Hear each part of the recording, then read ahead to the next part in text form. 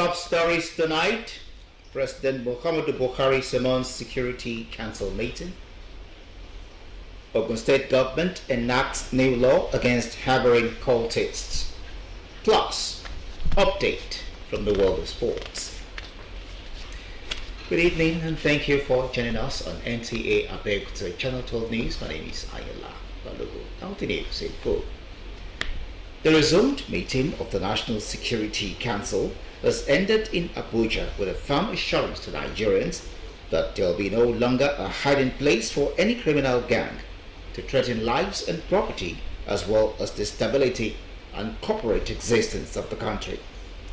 The National Security Advisor, Babagana Mongodo, who briefed journalists after the meeting, promised a drastic change in approach and momentum in the renewed efforts at effectively securing Nigeria for sustainable socio-economic development. Insecurity. I know people are weary, people are tired, people are beginning to gravitate to other places for self-help.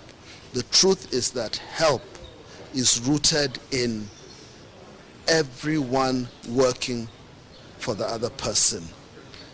But I can assure you, the members of the armed forces have made a commitment that in the coming weeks, they've already started working on a new strategy to deal with these snippets of violence. And they've given their word, their commitment to the president that there will be a change in. The federal government says it will not condone media organizations who take delight in broadcasting interviews with bandits and terrorists, thereby making them look as heroes.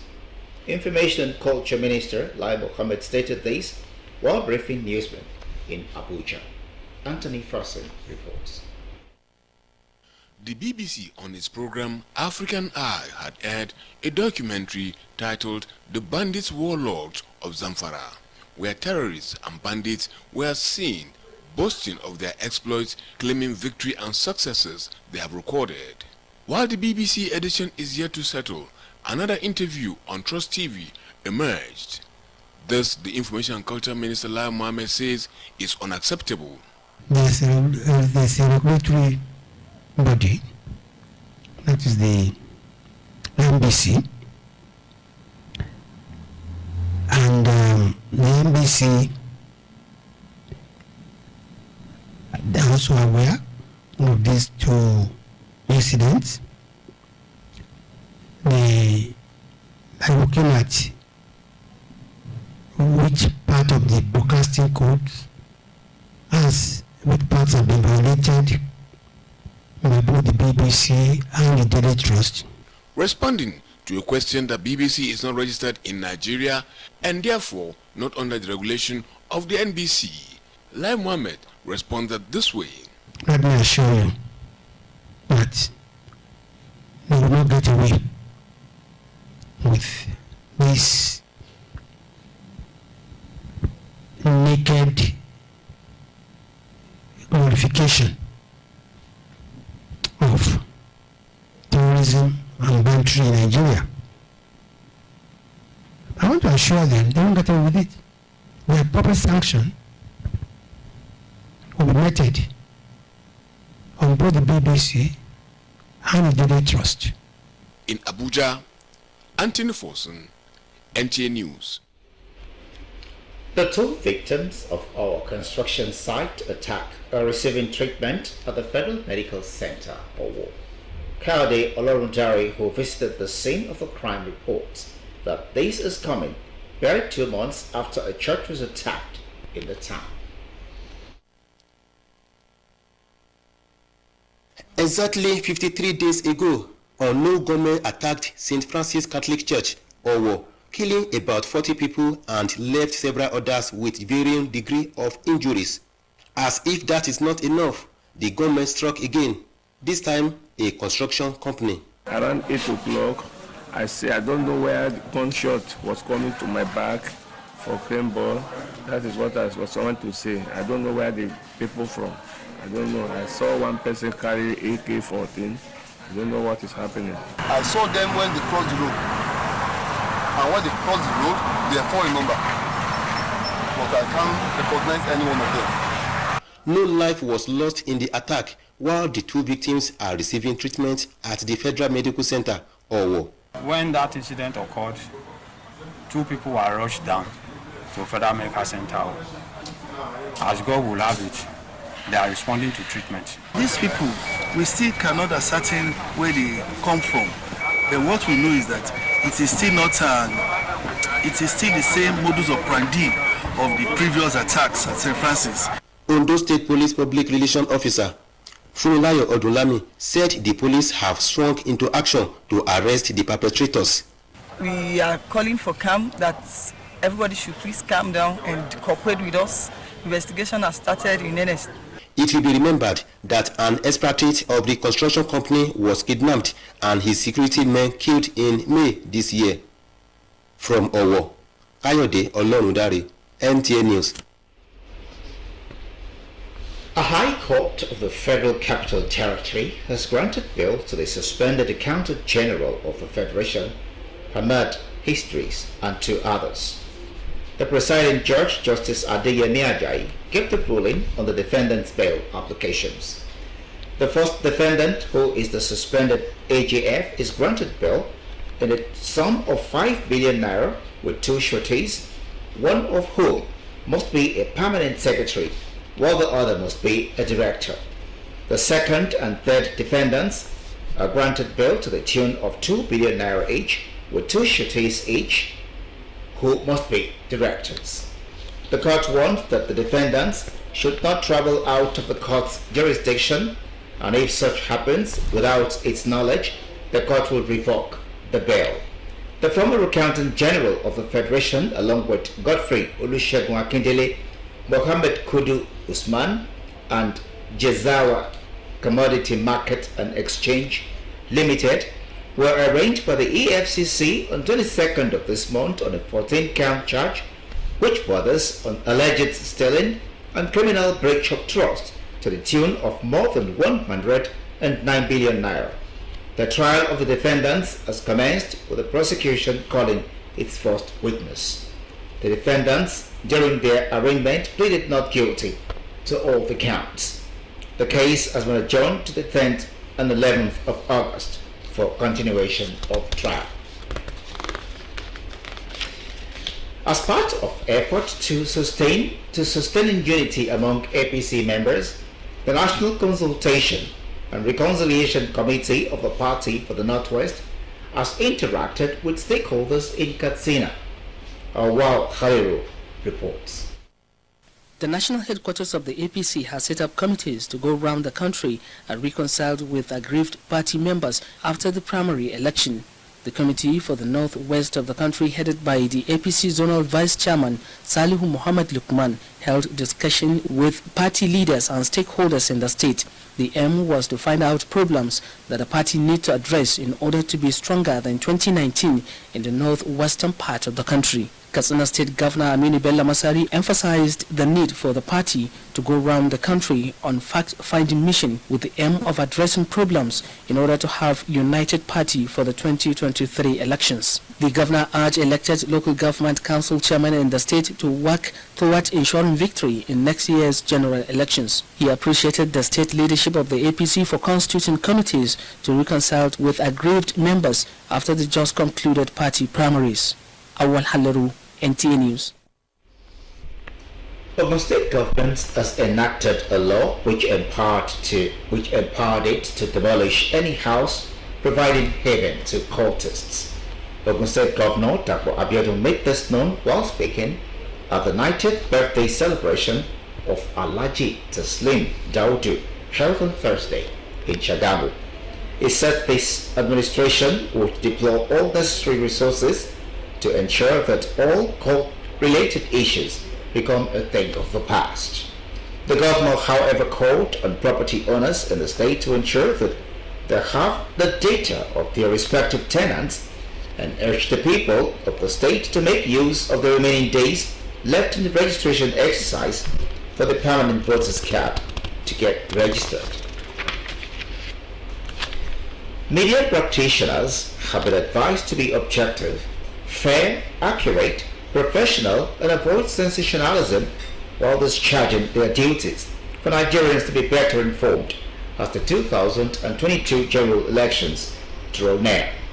This was the fallout of a retreat organized by the Nigeria Association of Women Journalists, Ogun State Chapter, for its members. Yemi Dalemo completes the report.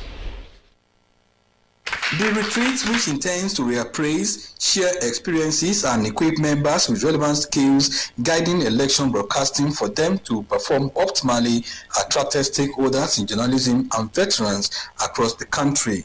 We don't want to hear stories that touch after the 2023 general election, and award your NUJ will have to be running around to save a member's job and duties, through sanctions. That's why I think that it is necessary for us to refresh our minds. Their roles are well cut out for them, and they understand exactly what their roles are for the states and for the nation. A charge will be for us for them to keep it up, and for those of us who are in a position of authority, both at the political economy, or that we should continue to support them to make sure they succeed in what they're trying to do. Emphasizing on the need to uphold ethics of journalism, including that of Nigerian Media Code of Election coverage in 2023 general elections for unbiased reportage, stakeholders advise media practitioners to be diligent, objective, and deal only with issues while reporting political stories for the electorate to make the best choice in the 2023 general elections. Look at your role in society as journalists, and look at your role in society as well as women.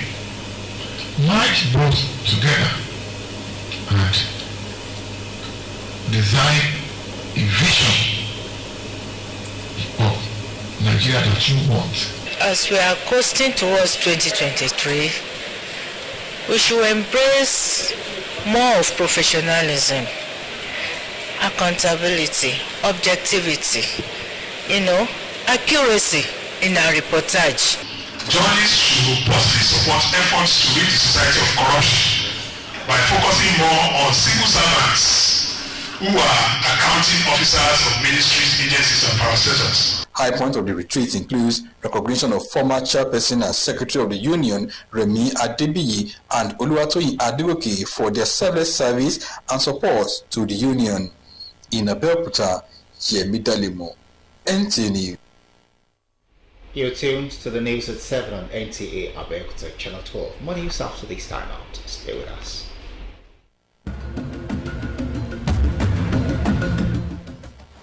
And God! Me, we don't dey hungry.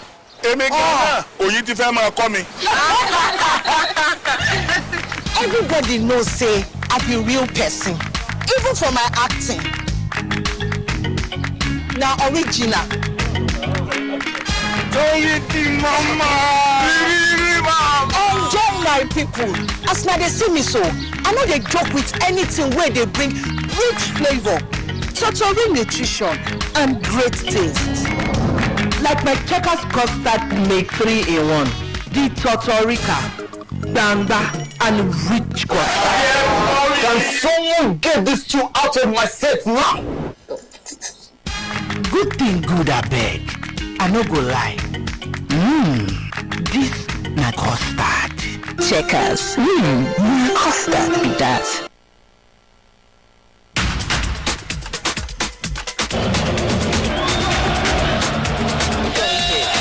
The power,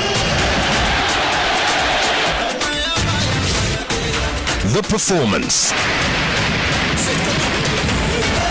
concentrated power, concentrated performance, the partnership of concentrated power. So Clean, the official regional partner of Paris Saint-Germain.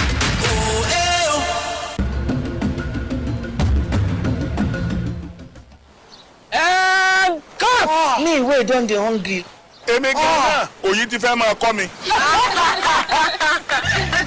Everybody knows, say, I be real person. Even for my acting. Now, original.